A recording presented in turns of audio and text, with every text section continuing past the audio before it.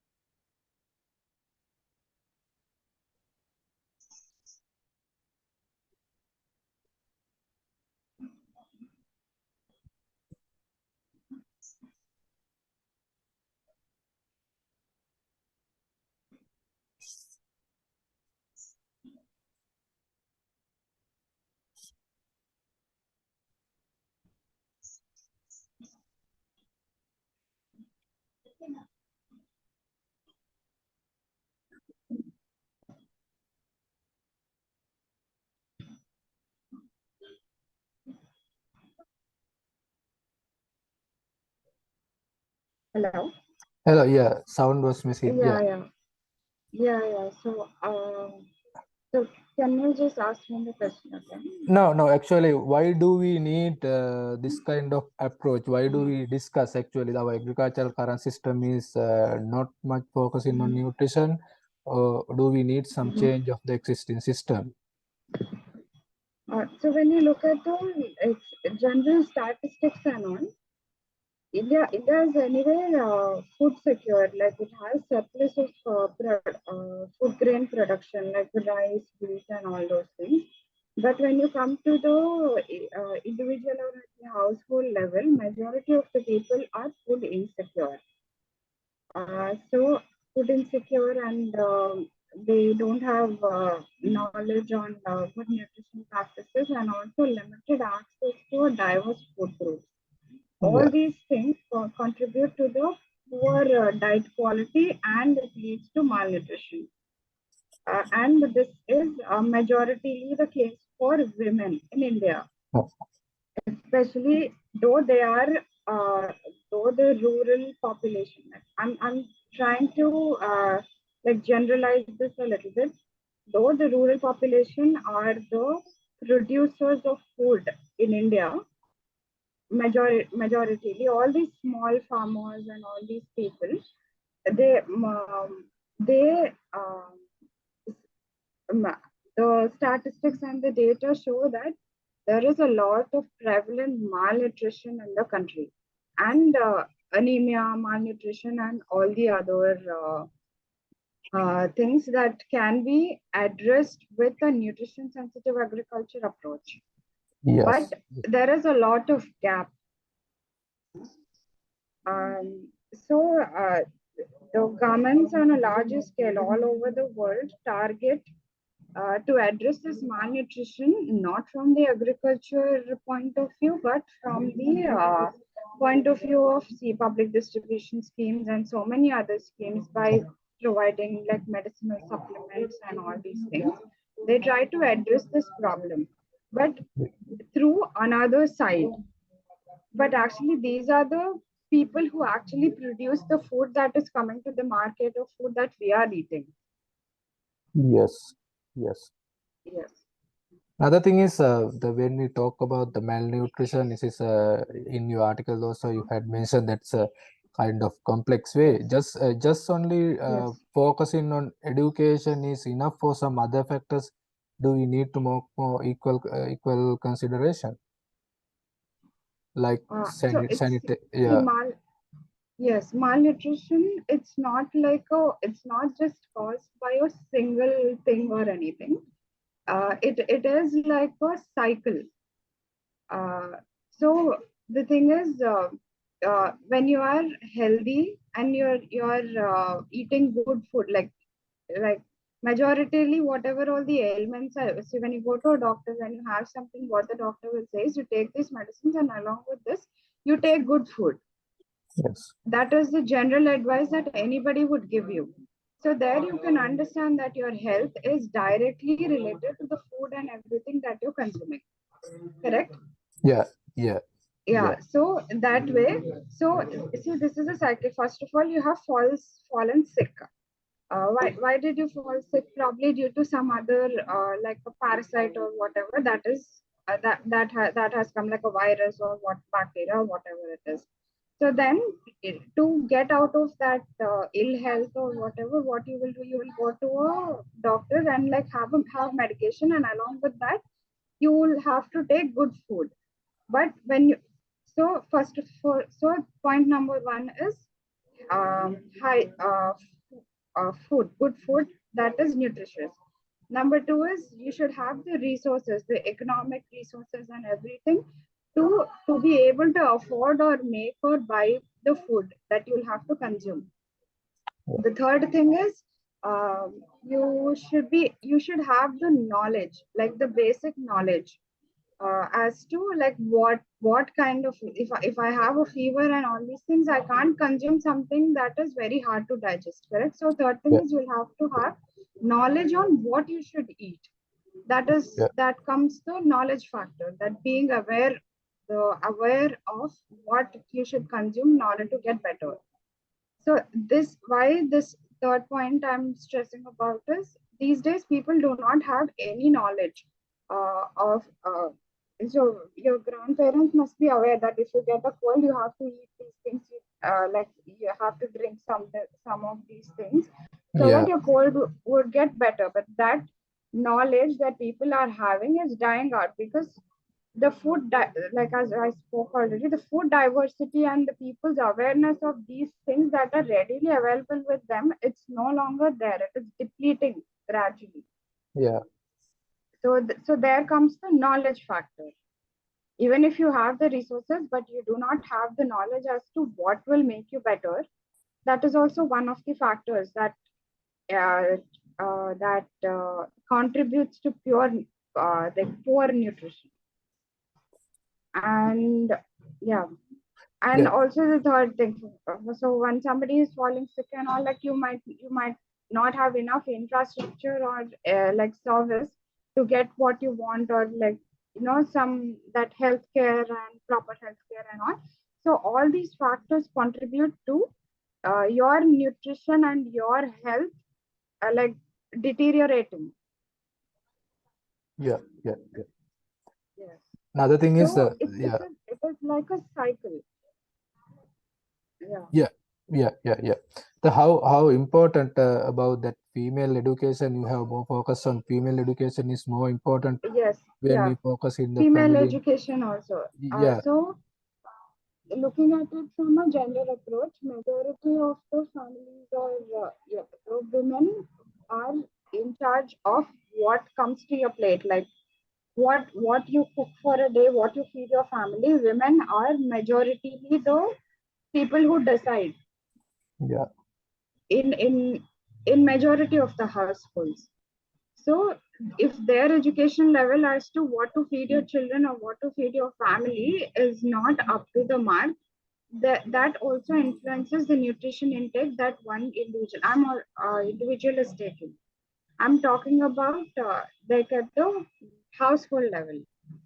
All the factors, say sanitation, education level of the female, healthcare, infrastructure, service delivery, and socio-economic conditions anyway play Yeah. a major role. Your affordability to buy food and all these things also play a very major role. Yeah, yeah, yeah, yeah. Another thing is actually the lot of knowledge we had in our traditional, but actually that Yes, knowledge is now gradually depleting, and because of that, yes, actually diversity of food basket is yes. also narrowing. How we can capture that traditional knowledge and how we can include that knowledge into our food basket. Yeah, correct, correct. Also, due to the national policies that have been there, when you look at it, what people, at least when you look at India, the the focus had been to it was a calorific approach. When you No. look at the public distribution scheme or anything, they don't look at the micronutrients or anything. If you're getting this much calories mm, in a day, then your nutritional requirement is fulfilled. That was like a very one size fits all approach. You understand? Like North India, I'm just talking for India. North India will eat wheat, southern parts of India will eat rice. Yeah, You get this much grams of wheat in a day and this much grams of rice in a day. Your nutrition is met. So that was the approach in order to like there is a very big public distribution scheme all over India that is being conducted. Mm, yeah, and all the policies that, and also the agricultural policies, when you look at the food corporation FCI results and all, they say yes, we have this much amount of wheat, we have this much amount of rice, this will mm, help us get through this food shortages and all these things. That is the only approach that has been there. It's yeah. like a one size fits all approach Okay, from okay. the policy front. Yeah, another thing is actually our existing agricultural extension system. Actually, do they capable to address this kind of issue? Actually, in a way, the agriculture extension, so there is extension officers. They are told what to cultivate where, like to help people what to cultivate where, and also it sort of balances out what is good for the market, what will bring you more money. So that is the focus of the agriculture extension services in general. Yeah, Very less focus is there on what sort of a nutrition. Suppose I have 1 acre of land, the agriculture will extension officer will help me how to get more money of what I'm planting in that 1 acre Yeah. of land. But he will not tell me, like for some part you cultivate some vegetables so that you can consume for the family. You cultivate some whatever, that like some lentils or whatever that you can consume. So that sort of an approach is not there in the agriculture extension and officers, or like helping, because these are the point of once the traditional wisdom and all these things are going away, you will Yeah. rely on government institutions and the officers, because you feel that he's one point person of contact who can help you with how to overcome or how to make more money out of doing your agriculture, correct? Yeah. Yeah. Yeah. When these people are first of all not aware of like nutrition or whatever that is required at a household level, they will not be able to help people to focus on like agriculture that will help in the nutrition of a household level, Yeah. at a, to meet the nutritional goals at a household level. So for that, again, there are these Anganwadis and all these things, but very few schemes and things are implemented about like backyard, like in like growing vegetables along with your um, your regular crops and all these things. These are like gradually like disappearing. Yeah. I'm sure our previous generations and that previous generations must have definitely done it. No, like they used to put some vegetable in your farmland only, some vegetable or some other lentil for home consumption. Now you don't see that pattern is not being seen, because what they think is yes, periods will give us this pulses. It will come from somewhere. We'll buy once we make more money. We'll buy the vegetables from the market. That sort of a thinking has come at a Yeah. household level, Yeah. also Yeah. everywhere. What are the challenges actually exist in extension system is facing when we go for nutrition sensitive extension? Uh, Because extension is now is becoming part of the business. Do we actually will consider this nutrition factor also? the one major challenge that I can see is the knowledge factor only. Uh, Ah, like how uh, so at an individual level, for an extension officer, how much first of all, how much knowledge can he have about the about nutrition and all these things, mm, to tell the people, tell farmers or convince farmers that this is what is good for you. The basic training, understanding, and the knowledge factor, that is the first major thing. The second thing is like, do they really have the infrastructure and the um, infrastructure or the tools and equipment to actually help people to progress towards the nutrition sensitive agriculture path? okay, okay. Another thing is what kind of extension approaches is suitable for this kind of nutrition sensitive extension or nutrition sensitive agriculture. The what you recommend approaches? Approaches. Like public-private partnership or pluralistic training and visits. Like there are numbers of approaches are there. So, what as experience, what you recommended? So first of all, the training and knowledge about the nutrition sensitive agriculture approach is a very important thing. So until you train people and share the knowledge that these are the advantages, these are the things, and like give information about that nutrition sensitive agriculture, that is one of the major approach, Okay, to give okay, training, to make people understand, and like tell them that this is what it is.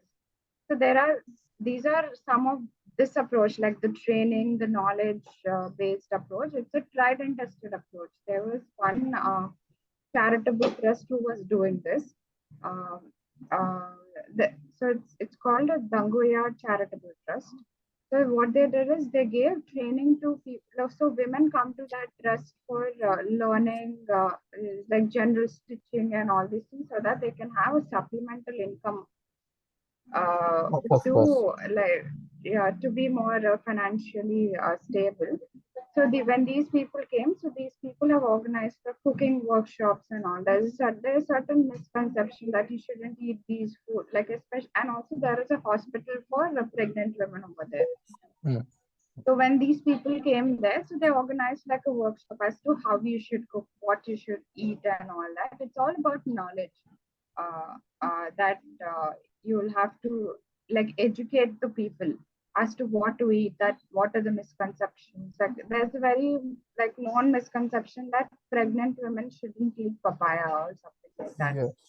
So so all these things you need to tell, like this is not the thing, you need to tell them. And they organize some cooking workshops and all these things, like how to you need to wash the vegetables and how to cook them to get better nutrition and all these things.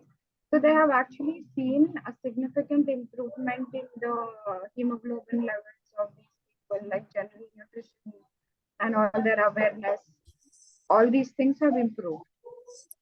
Yes. Yeah. So Yes. yeah, the education and like especially educating women Yeah. about food, how to cook, and also the locally available, make them understand what is locally available. It's like something nutritious has to come from somewhere. That is not the thing. Whatever is available around you, it is also nutritious. Yeah. It's you're focusing about the uncultivated foods. The Yeah. yeah, the Yeah. Yeah. local, yes, Locally available. Yeah. Yeah. Yeah. locally Right. available, yes. Yeah. I think, Ms. Tegiswini Kaja, I think we had some small discussion with you about nutrition sensitive agriculture and nutrition sensitive extension. And thank you very much, Okay. your experience So and thank knowledge sharing with us. And we hope to touch with you again regarding your knowledge related to the nutrition sensitive extension. Future, one day also, we hope to discuss with you further. And with that, I will conclude today's programs, expert with discussion with Tegiswini Kaja from India. Thank you very much for thank participation with you. this program and accepting our invitations. Thank you so much for giving Thank me you. the opportunity. Thank you. Thank you. Thank you very much. Thank you. Have a great day. Okay. Bye bye.